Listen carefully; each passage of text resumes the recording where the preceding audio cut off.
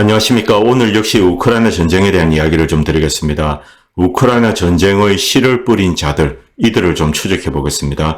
최대의 민족 국가로서의 러시아, 그리고 러시아의 지도자 푸틴의 선택, 여기에 대해서도 좀 말씀드리겠습니다. 한국 시간으로 방송을 만들고 있는 지금은 3월 8일인데 이 방송 자체는 3월 9일 내일 올리도록 하겠습니다. 과거 이제 1980년대 후반 이 고르바초프와 레이건 대통령이 이제 이 고르바초프는 페레스트로이카, 레이건 대통령은 그때 무시무시한 스타워즈 정책을 도입을 했죠. 그러다가 결국 이 소비에트는 붕괴가 되고 이 핵무기 감축에 들어갔습니다. 핵무기 감축에 들어가면서 우크라이나 지역은 사실상 핵무기를 덜어냈습니다. 그러나 우크라이나가 결단한 것은 아닙니다. 소비에트가 우크라이나의 핵무기를 철거하겠다고 결정을 하고 이 우크라이나를 독립시킨 겁니다. 결국 이 핵무기 문제는 이 소비에트의 결정사항이지 우크라이나의 의지와는 상관이 없습니다. 그것이 이미 전제된 상황에서 이제 우크라이나에 있는 핵무기를 폐기할 때 비용이 많이 듭니다. 당시 이제 수조가 들었다고 그럽니다. 그런데 이 소비에트, 이제 러시아 입장에서는 그 비용을 서방이 다 대주기를 원했던 거죠. 당시 이제 러시아는 돈이 없는 나라였습니다. 사실상 파산한 나라입니다.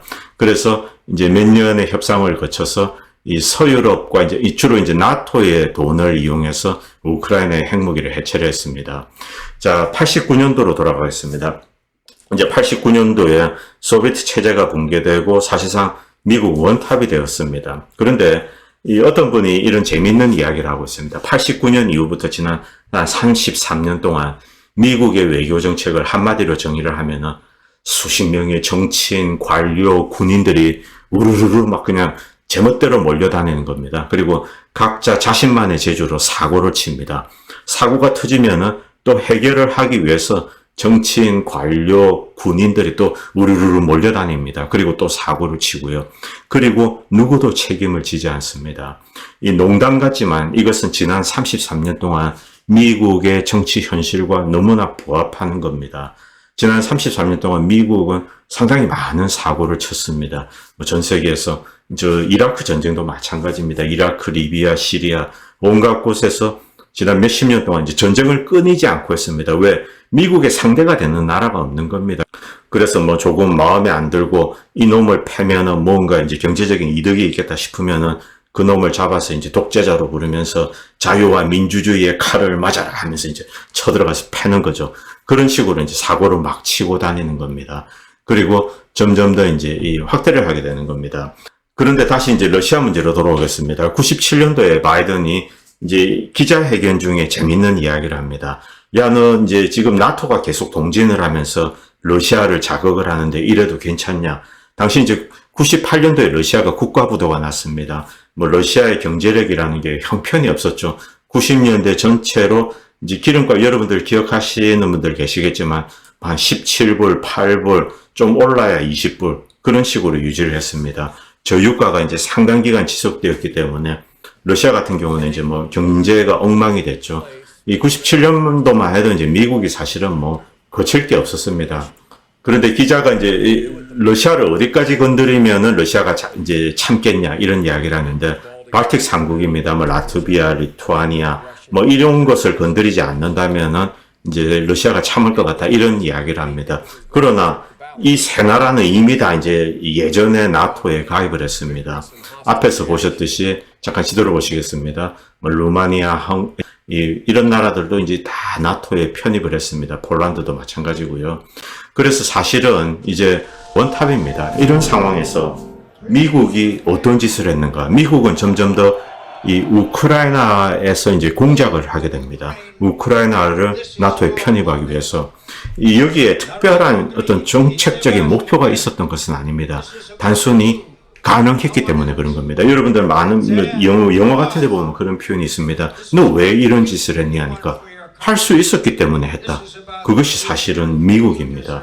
워낙 미국의 힘이 강했기 때문에 러시아를 끝까지 밀어붙이자. 거기에 대해서는 조금 이따 또 이야기를 하겠습니다. 자, 이것은 존 맥케인입니다. 존 맥케인이 2014년도에 이 광장에서 이런 이야기를 합니다. 우크라이나입니다. 키예프에서 색깔 혁명이 성공했습니다. 그래서 반러 정권이 등장을 했습니다. 이 정권이 어떻게 등장했는지 제가 다시 설명드리겠습니다. 여기서 이제 존 맥케이는 뭐 자유니 민주주의니 이런 것을 팔았습니다. 흔히 이제 미국이 전 세계에 파는 거죠. 미국의 최고의 상품은 자유민주주의다. 이제 존 맥케이는 이런 식으로 대중 선동을 하고 있습니다. 여기에 대한 배경도 이제 제가 계속 설명을 드리겠습니다. 자, 이런 식으로 존 맥케이는 이제 계속 우크라이나를 이 나토에 편입하기 위해서 노력을 했습니다. 미국 영향권 안에 두려는 거죠. 자, 여기서 이제 맥케이는 2014년도에 바로 이 연설할 때쯤입니다. 이런 기자회견도 하게 됩니다. 이 서방은 러시아가 이제 우크라이나에 개입하지 못하도록 이제 비난해야 된다. 그러니까 러시아가 우크라이나에 개입하는 거를 이제 비난해야 된다. 이 정도로 자신만만했습니다. 이제 우크라이나는 내 나와바리다. 이런 주장을 한 겁니다. 맥케이는 강경매파입니다. 맥케이는 글자 그대로 이야기하면은 돌대가리입니다. 머리에 든 것도 아무것도 없고, 뭐 거의 준치매에 가깝고, 뭐 한국으로 치면은 사실은 추미애에 가까운 인물입니다. 돌대가리인데 그냥 자유와 민주주의를 지난 몇십 년 동안 떠들면서, 그리고 베트남전에서 크게 활약하지도 못했으면서 이제 포로로 좀 고생한 거 가지고 이제 죽을 때까지 잘 먹고 잘 살았습니다. 상원의원으로요. 자, 이런 인물이 있습니다. 존 맥케이는 우크라이나에 대해서 이제 미군이 서포트해야 된다. 이렇게 이제 7년 전에 주장했습니다. 2014년입니다. 이때 당시만 해도 러시아가 힘이 약했습니다. 그러나 이제 이런 이야기를 듣고 참을 수가 없었죠. 그래서 이제 푸틴이 크리미아를 병합하고 또 동부 지역에도 이렇게 내전이 벌어지게 된 겁니다. 자, 이 소로스로 또 돌아오겠습니다. 자, 이거는 한번 보시기 바랍니다. Set up a foundation in Ukraine before Ukraine became independent of Russia, and the foundation has been functioning ever since, and it played an important part in events now. 제가 소로스에 대해서 좋은 이야기를 할 리가 없죠. 소로스는 여기서 우크라이나가 만들어지기 전에 이미 자신은 우크라이나에 들어가서 이렇게 이제 우크라이나를 이 서방 측으로 끌어들이기 위해서 이 사람의 표현으로는 자유민주주의를 체제로 만들기 위해서 공작을 했다. 이렇게 이야기를 합니다. 그의 재단, 열린사회재단을 이용해서 여기서 포괄적으로 NGO로 부르겠습니다. 이 NGO를 이용해서 우크라이나에서 이제 계속 어떤 작업을 했습니다. 그래서 그 결실이 비로소 2014년에 만들어진 겁니다. 이 소로스는 2014년에 나와서 이제 CNN에 나와서 이 솔직하게 자신이 그동안 공작을 했다는 것을 인정을 합니다. 그런데 조지 소로스는 2022년 2월 26일 러시아가 이제 우크라이나를 침공을 했습니다. 그 이후에 불꽃 같은 트윗을 날립니다. 여러분 여기 보시면은 자신은 우크라이나의 변화를 보아왔다. 이제 소비에트 유니언이 무너지고 이제 그 다음부터 이제 우크라이나가 어떻게 이제 자유민주주의로 넘어가는가 그 과정을 지켜보았다.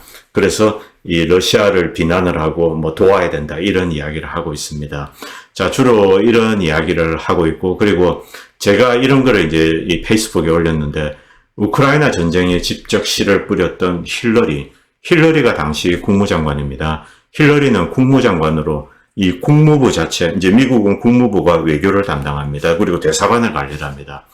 2014년 이 우크라이나 폭력 혁명을 사실상 미국이 배후에서 이제 지휘를 한 겁니다. 그리고 엄청난 도움을 주었죠.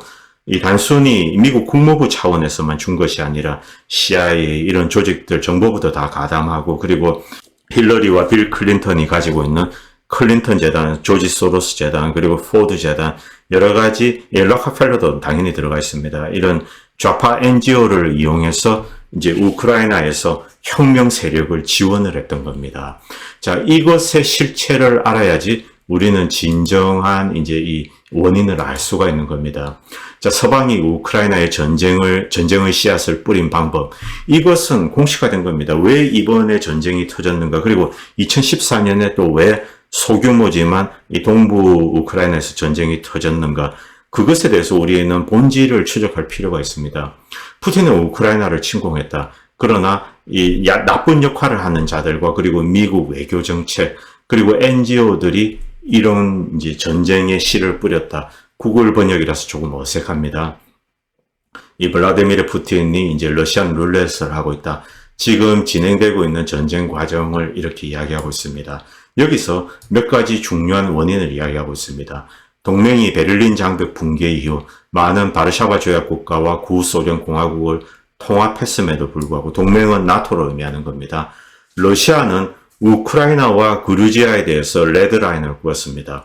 우크라이나와 그루지아는 나토에 들어가지 않는다. 그리고 여기에 대해서 서방 국가로부터 30년 전부터 거듭 약속을 받았습니다. 러시아는 그 이전에는 바르샤바 국가들까지 이제 그리고 발틱 3국 이런 것까지도 이제 꺼려 했는데 그러나 뭐 국력 자체가 게임이 되지 않기 때문에 그리고 이제 러시아가 관리를 할 수가 없죠. 이쪽은 완전히 별도의 국가입니다. 폴란드나 또 뭐 리투아니아, 라트비아 역시 다른 민족이죠. 그러나 러시아 민족이 실질적으로 이제 국가의 상당 부분을 차지하고 있는 것, 그리고 이제 과거 러시아 영토였던 것, 그루지아, 우크라이나에 대해서는 레드라인을 그은 겁니다. 그리고 벨라루스 자체는 이미 이제 압도적으로 러시아 민족이기 때문에 위성 국가이기 때문에 크게 걱정할 필요가 없었습니다. 이 러시아는 우크라이나의 나토 가입을 실존적인 위협으로 보고 있습니다. 여기에 대해서 유명한 이제 존 미어샤이머 교수는 많은 경고를 했습니다. 거기에 대해서도 제가 이야기를 드리겠습니다. 1999년과 2004년에 이제 나토는 폴란드, 체코, 루마니아, 이제 발틱 3국을 다 이제 받아들였습니다. 그런데 그루지아와 우크라이나에 대해서는 선이 그어져 있었습니다. 시카고 대학의 미어샤이머 교수는 이 우크라이나와 그루지아는 이제 나토에 편입해서는 안 된다. 러시아가 결코 가만히 있지 않을 것이다. 이것은 과거 러시아 일부일 뿐만이 아니라 이 러시아의 바로 턱밑이기 때문에 러시아는 그것을 이제 자신을 향한 칼로 받아들인다. 그래서 러시아는 반드시 무력으로 이제 응수하게 된다. 이것을 분명히 경고를 했습니다. 그리고 만약에 이것을 무리하게 추진하면은 우크라이나가 박살이 난다. 러시아의 무력에 의해서 박살이 난다. 이것을 2015년에 경고를 했습니다. 그리고 그 입장을 여전히 고수하고 있습니다. 자, 여기에 대해서 이제 쭉 뭐 여러분들도 대충 아시는 이야기일 겁니다. 만약에 러시아가 카나다나 멕시코를 통해서 미국을 겨냥한다. 그러면 미국이 가만히 있지 않죠. 당연히 카나다나 멕시코를 침공할 겁니다. 바로 그것으로 이제 이 미어샤이머 교수는 받아들이는 겁니다. 그리고 여전히 이 러시아는 군사 강국입니다. 자, 이런 여러 가지 일이 있습니다. 뭐 여기 나오는 일은 대체로 이제 역사적인 일입니다. 뭐 그러나 시간 관계상 이 부분은 제가 이제 스킵하도록 하겠습니다. 그보다도 이 뭐 목수정 씨가 올린 글이 사실은 굉장히 압축적으로 잘 요약되어 있습니다. 뭐 이분은 좌파시지만은 그래도 뭐 이런 문제는 우리가 이제 옳은 글이면은 좌파가 올린 글도 봐야죠. 자, 미국이 우크라이나 갈등의 핵심 선동자다. 이 말은 맞습니다. 혼란과 논쟁의 한가운데서 핵심 선행 사건들을 검토하고 이것이 어떻게 일어났는지 분석하는 것은 유용한 일이다. 다음은 우크라이나 현재 위기로 이어지는 몇 가지 주요 사건과 역사적 사실이다. 팩트 1. 2014년 2월 OSCE 안보협력기구가 인정한 선거로 집권한 우크라이나 정부가 쿠데타로 무너졌다. 미국과 서방의 지원을 받은 일종의 이제 네오나치 그룹도 있고 극렬 반로 그룹입니다. 이들이 민족 감정을 발판으로 해서 우크라이나 민족을 선동해서 결국은 폭력혁명을 하게 됩니다. 그리고 이 현 정권을 끌어내고 다시 이제 선거를 치르게 되죠. 빅토르 야누코비치 대통령은 목숨을 걸고 도주해야 됐다. 이러한 상황은 당시 슈마스밀 내에 잘 분석되어 있다. 선출된 지도자를 축출함으로써 우크라이나를 서방 진영으로 끌어들이려는 시도는 갈등을 확실하게 만들었다. 자, 그리고 팩트 2. 쿠데타는 미국 고위 관료들에 의해 조장되었다. 이것이 가장 중요합니다. 빅토리아 눌랜드 당시 오바마 정부의 외교라인 정무부수석 그리고 존 맥케인은 돌대가리입니다. 그냥 와서 쇼인 겁니다. 존 맥케인 등 미국의 네오콘 세력은 우크라이나 마이단 혁명을 적극 지원했다. 오바마, 존 케리, 힐러리가 미국 국무부를 웨퍼나이즈 한 겁니다. 일종의 외교 전쟁의 수단으로 활용해서 이 우크라이나 정부 정복에 나선 겁니다. 자, 여기 이제 유출된 전화 통화는 눌랜드가 쿠데타 몇 주 전에 이후에 들어설 우크라이나 정부에 대한 구상을 이미 결정했음을 알게 해준다. 결국 이 쿠데타를 이제 미국과 공모해서 준비를 한 겁니다. 그리고 여기에 클린턴 재단, 소로스 이런 좌파 NGO들 다 이제 가세를 한 겁니다. 차후 눌랜드는 이 쿠데타에 20년 동안 $50억 지출하겠다고 이제 떠벌렸다. 쿠데타 발발 전에 눌랜드는 유럽 측의 절충 합의를 강력하게 거부했다. F로 시작하는 단어를 이제 EU에 날리면서 당시 독일은 여기에 반대를 했습니다. 그러나 독일이나 이쪽에 욕을 하고 미국의 이제 네오리버럴 세력들은 이런 짓을 한 겁니다. 그녀의 발언이 전화 녹음에 그대로 남아있다. 눌랜드는 쿠데타를 관리했지만 바이든 당시 부통령이 전반적인 책임을 맡았다. 눌랜드가 전화 통화에서 말했듯 바이든은 쿠데타 지도자들에게 이제 참 잘했다고 칭찬을 했다. 결과적으로 조 바이든 아들은 쿠데타 혜택을 받았다. 이제 나중에 뒷돈도 받습니다. 빅토리아 눌랜드는 현재 바이든 정부의 국무차관으로 더 많은 권한을 가지게 되었다. 그리고 중앙정보국 같은 미군 비밀 군조직도 개입되어 있다. 그리고 팩트 3, 쿠데타 정부는 즉시 러시아권 시민들에게 적대적인 태도를 취했다. 우크라이나 국민의 약 30%가 러시아를 모국어로 사용하지만 집권 첫날 쿠데타 정권은 러시아어는 이제 더 이상 공식 국어가 아니다. 그리고 적대 행위가 뒤따랐습니다. 무시무시한 적대 행위가 뒤따랐습니다. 제가 이제 3개월이 지나야지 이 리스트릭션이 완전히 날아가기 때문에 뭐 여기에 대해서는 자세한 이야기를 하지 않겠습니다. 여러분들이 이 우크라이나의 네오나치가 얼마나 많은 짓을 저질렀는지, 나쁜 짓을 저질렀는지는 다른 방송에서 많이 보셨을 겁니다. 그리고 오데사에서는 쿠데타 정부에 반대하는 30명 이상의 반대자들이 공격을 받고 산채로 불에 타 죽었습니다. 이런 끔찍한 일이 있었습니다. 그리고 팩트 4, 제2차 세계대전 중 독일이 소련을 침공했을 때 서부 우크라이나에는 나치 동조자들이 있었다. 이들은 스바보다당, 자유당이라는 이름의 극우 정당, 그리고 기타 극우 민족주의 정당의 형태로 오늘날에도 이제 이어지는데, 우크라이나 정부는 반나치 애국자를 기리는 동상을 제거하고 나치 협력자, 과거의 나치 협력자를 영웅화하는 법안을 통과시켰습니다. 자, 그리고 팩트 5, 크림반도, 도네츠크, 루안스크의 분리가 2014년 쿠데타의 직접적인 결과입니다. 러시아나 러시아를 사용하는 주민, 그리고 러시아의 지원을 받고 이쪽의 세 군데에서 이제 분리 독립을 시도하게 되죠. 그리고 이 공식적으로는 우크라이나는 이것이 이제 독립되었다라고 인정한 것은 아닙니다. 자, 현재까지 이런 식으로 진행되고 있습니다. 그리고 팩트 6, 가장 중요한 겁니다. 2014년과 2015년 민스크 협정에서 우크라이나 돈바스 지역의 자치정부 대표, 러시아, 유럽의 이제 독일, 프랑스가 서명을 했습니다.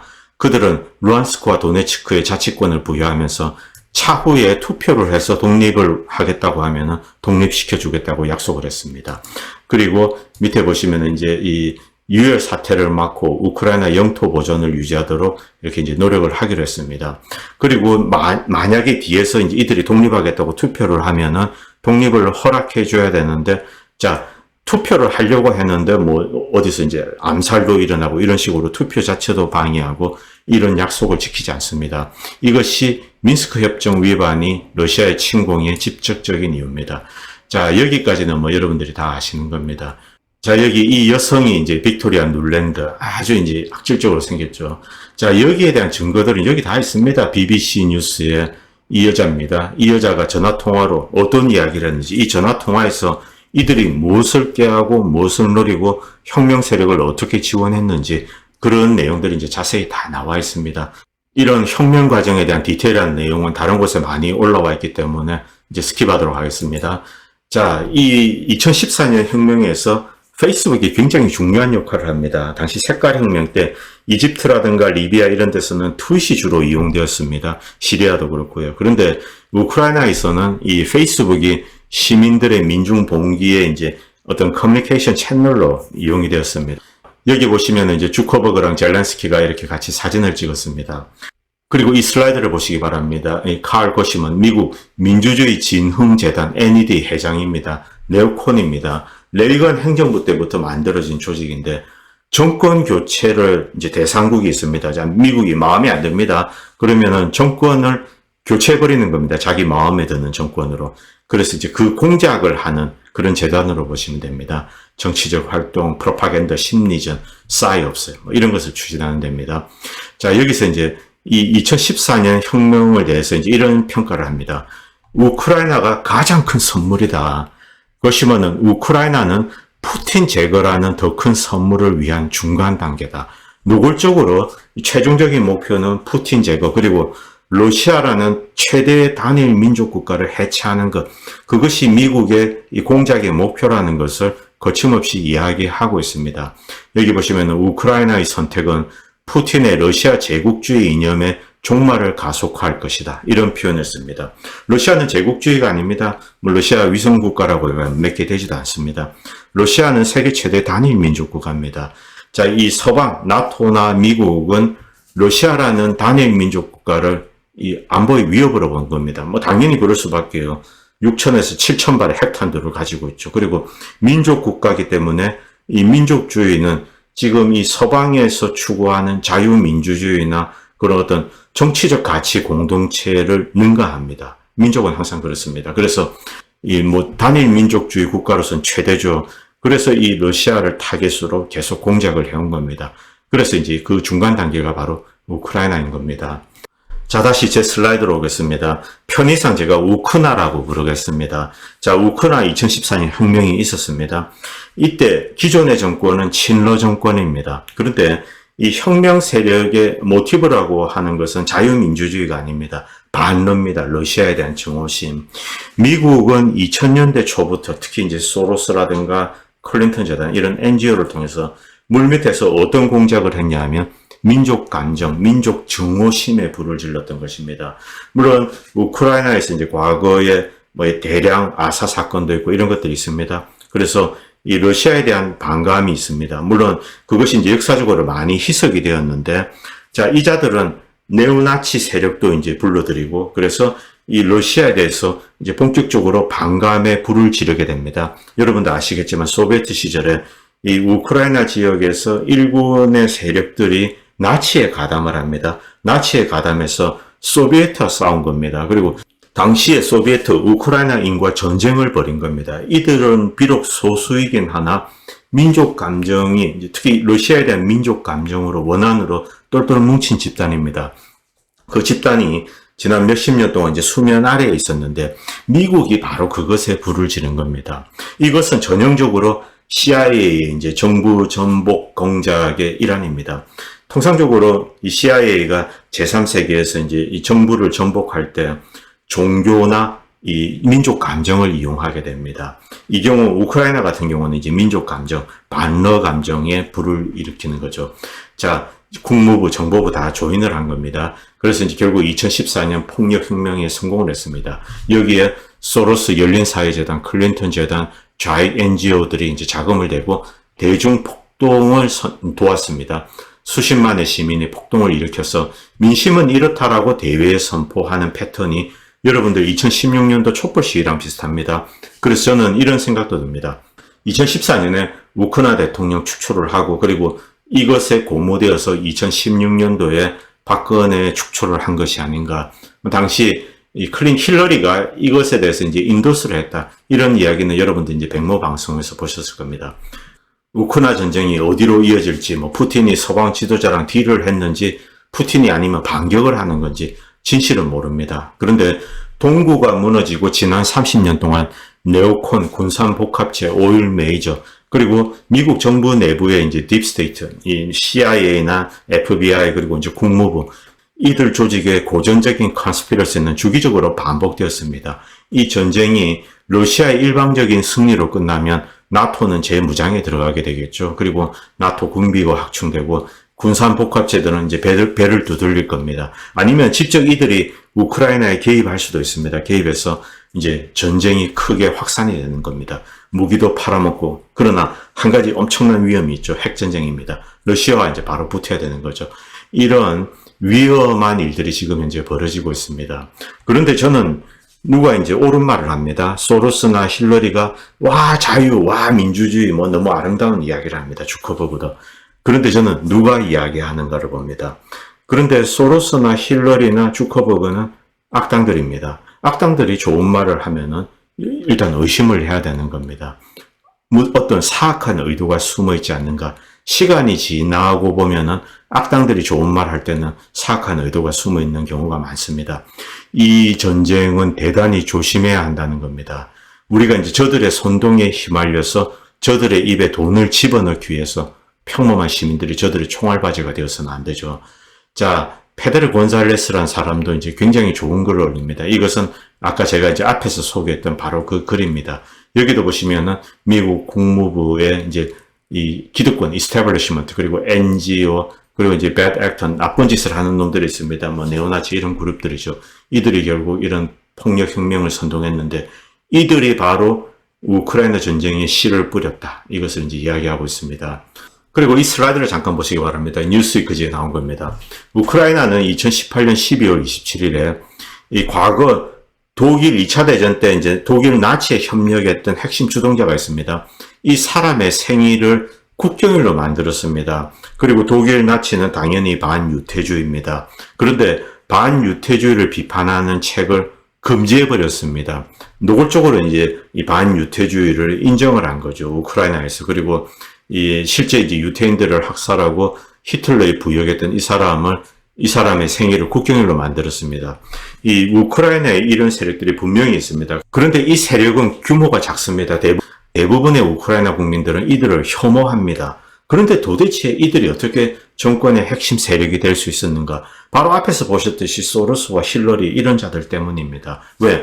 자, 이들이 러시아에 맞서기 위해서 우크라이나를 반러 국가로 개조하기 위해서는 민족 감정, 민족의 증오심을 불러일으킨 겁니다. 그런데 러시아에 대한 민족적 증오심을 불러일으키는데 나치즘만큼 효율적인 도구가 없기 때문에 그런 겁니다.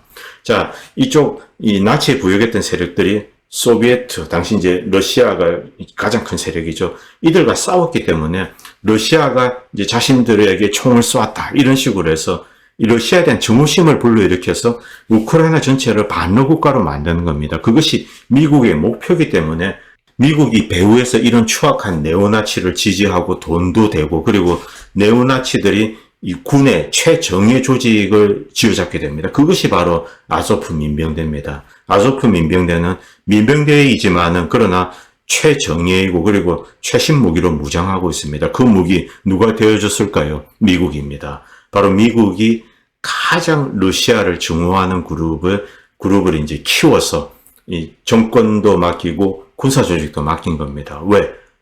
우크라이나 전체를 반러 국가, 러시아를 증오하는 국가로 만들기 위해서죠. 이것이 CIA의 고전적인 이제 공작의 패턴입니다. 자, 이런 심리전을 통해서 하는 겁니다. 프로첸코, 마이단 혁명 이후 당선된 대통령. 자, 여기 뭐 동영상인데 제가 굳이 털어드리지 않겠습니다. 자, 아주 부패한 인물입니다. 뭐 천문학적인 재산도 가지고 있고요. 그리고 젤렌스키도 플로리다에 한 한국 돈으로 1조 5천억 정도의 자금을 가지고 있고 3,500만 불, 뭐 한국 돈으로 한 400억 넘죠. 그런 저택도 가지고 있습니다.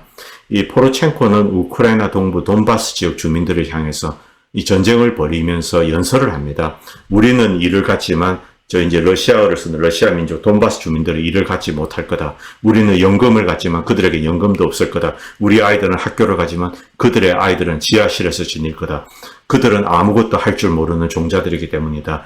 바로 이렇게 정확히 이런 방식으로 우리는 이 전쟁에서 승리할 것이다. 지독한 인종주의자입니다. 아주 악질적인 인물입니다. 이런 자를 미국이 배후에서 지원을 했던 겁니다. 그리고 이런 아주 추악한 세력들을 미국이 뒤에서 키워왔던 겁니다. 자, 제가 끝으로 전 해병정보부 UN 무기감시단으로 2차 이라크 전쟁에서 대량 살상 무기를 찾아 헤맸던 어느 퇴역 군인의 이야기를 좀 전해드리겠습니다. 이분은 2003년도에 이 부시의 거짓말에 철저히 속았습니다. 그래서 들어가서 이 대량 살상 무기를 찾았지만 결국 아무것도 찾지 못했습니다. 그 2차 이라크 전쟁으로 인해서 엄청난 100만에 가까운 이라크 사람들이 결국은 지난 20년 동안 죽어갔습니다. 이 비극에 대한 어떤 큰 양심의 가책을 안고 있는 거죠. 이 자신은 이런 이야기를 합니다. 나는 미국을 사랑한다. 그러나 미국 시민들의 집단적 무지 때문에 정치인과 관료들이 국민들의 신뢰를 남용하고 국가와 국민의 이익을 배반하고 자신들의 사적 아젠다를 추구하는데 국가 권력을 이용한다. 여기에서는 더 이상 이 진실은 중요치 않다. 그리고 이런 이야기를 덧붙입니다. 지금 단계 현재 우크라이나 전쟁에 대한 이야기입니다. 우크라이나 전쟁이 지속된다고 해도 결과를 바꿀 수 없다. 러시아가 이기는 것은 너무나 명확한 일이다. 이 전쟁이 지속되게 된다면 우크라이나 국민들의 고통만 더욱 커지게 된다. 무기를 요구하고 개입과 확전을 요구하는 자들. 자, 우크라이나에 무기를 주세요. 우크라이나 군인들이 무기를 받아서 이제 러시아군과 한판 붙겠다 이겁니다. 자, 이런 식으로 선동을 하고 이런 방식으로 개입하는 것, 혹은 외부의 다른 나라의 군인들이 들어와서 크게 한판 붙자 이런 이야기를 하는 사람들은 우크라이나 국민들의 이익을 대변하는 것이 아니라 나토의 이익을 위한 것이다. 그것을 본인들은 인정해라. 이렇게 이제 딱 잘라서 이야기를 하고 있는 겁니다. 이 전쟁은 이미 제가 지난 방송에서 이야기했지만 완전히 기울어진 겁니다. 현대전에는 더 이상 드라마가 없습니다. 군사적인 격차가 너무나 커지면은 약자는 그냥 내가 어떤 투지를 가지고 집념을 가지고 덤벼도 나는 그냥 이제 사라지게 되는 겁니다. 이런 비극은 막아야 하는 겁니다. 그래서 이분은 빨리 이 젤렌스키는 협상을 해라. 그리고 러시아의 조건에 뭐 아무래도 이제 러시아가 어쨌든 군사적으로 강국이기 때문에 러시아 유리한 결과가 협상에서 나올 수밖에 없습니다. 그런 방식으로 우크라이나 국민들을 보호해야 한다. 이런 이야기를 하고 있는 겁니다. 이분은 이 전쟁의 비극을 몸소 겪었기 때문에 이렇게 충고를 하고 있는 겁니다. 자, 이 오늘 방송은 여기까지 하도록 하겠습니다. 계속 우크라이나 관련된 이야기를 드리겠습니다. 내일은 러시아에 관련된 이야기를 좀 드리겠습니다. 감사합니다. 다음 편에 뵙도록 하겠습니다.